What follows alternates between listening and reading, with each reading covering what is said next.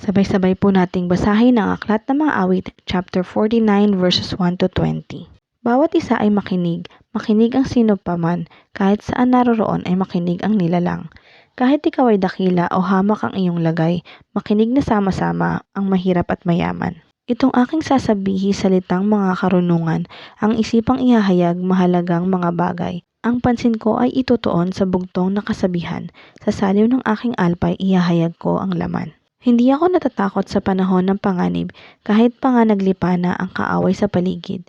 Mga taong naghahambog sa yaman ay nananalig, dahilan sa yaman nila ay tumaas ang pag-iisip.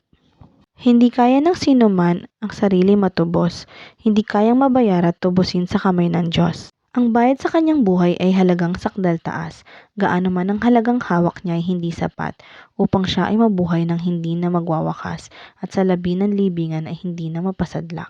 Alam naman niyang lahat ay mamamatay, kasama ang marunong maging mangmang o hangal. Sa lahing magmamana, yaman nila ay maiiwan. Doon sila mananahan sa libingan kailanpaman, kahit sila'y may lupaing pag-aari nilang tunay. Maging sikat man ang tao, hinding-hindi maiwasan, katulad din noong hayop, tiyak siyang mamamatay.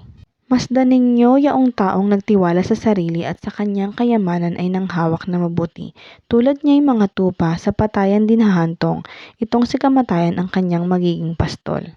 Ang matuwid magwawagi kapag sumapit ang umaga, laban doon sa kaaway na ang bangkay ay bulok na, sa daigdig ng mga patay na malayo sa kanila. Ngunit ako'y ililigtas, hindi ako babayaan, aagawin ako ng Diyos sa kamay ng kamatayan. Di ka dapat mabagabag ang tao man ay yumaman, lumago man ng lumago yaong kanyang kabuhayan. Hindi ito madadala kapag siya ay namatay, ang yaman ay hindi na niya madadala sa libingan.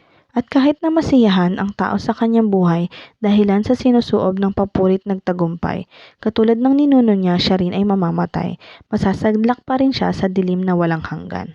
Ang tao mang dumakila ay isa ang hantungan, katulad ng mga hayop tiyak siyang mamamatay.